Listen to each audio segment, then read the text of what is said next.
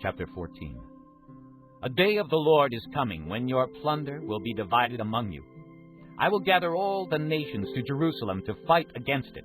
The city will be captured, the houses ransacked, and the women raped. Half of the city will go into exile, but the rest of the people will not be taken from the city. Then the Lord will go out and fight against those nations as he fights in the day of battle. On that day, his feet will stand on the Mount of Olives east of Jerusalem, and the Mount of Olives will be split in two from east to west, forming a great valley, with half of the mountain moving north and half moving south. You will flee by my mountain valley, for it will extend to Azel. You will flee as you fled from the earthquake in the days of Uzziah, king of Judah. Then the Lord my God will come, and all the holy ones with him. On that day there will be no light, no cold or frost. It will be a unique day, without daytime or nighttime, a day known to the Lord. When evening comes, there will be light. On that day, living water will flow out from Jerusalem, half to the eastern sea and half to the western sea, in summer and in winter. The Lord will be king over the whole earth. On that day there will be one Lord, and his name the only name. The whole land, from Geba to Rimmon, south of Jerusalem, will become like the Arabah.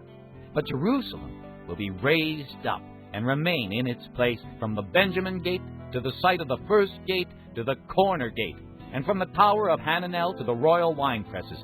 It will be inhabited. Never again will it be destroyed. Jerusalem will be secure. This is the plague with which the Lord will strike all the nations that fought against Jerusalem. Their flesh will rot while they are still standing on their feet. Their eyes will rot in their sockets, and their tongues will rot in their mouths. On that day, men will be stricken by the Lord with great panic. Each man will seize the hand of another, and they will attack each other. Judah, too, will fight at Jerusalem. The wealth of all the surrounding nations will be collected, great quantities of gold and silver and clothing. A similar plague will strike the horses and mules, the camels and donkeys, and all the animals in those camps. Then the survivors from all the nations that have attacked Jerusalem will go up year after year to worship the King, the Lord Almighty, and to celebrate the Feast of Tabernacles. If any of the peoples of the earth do not go up to Jerusalem to worship the King, the Lord Almighty, they will have no rain. If the Egyptian people do not go up and take part, they will have no rain. The Lord will bring on them the plague he inflicts on the nations that do not go up to celebrate the Feast of Tabernacles. This will be the punishment of Egypt, and the punishment of all the nations that do not go up to celebrate the Feast of Tabernacles.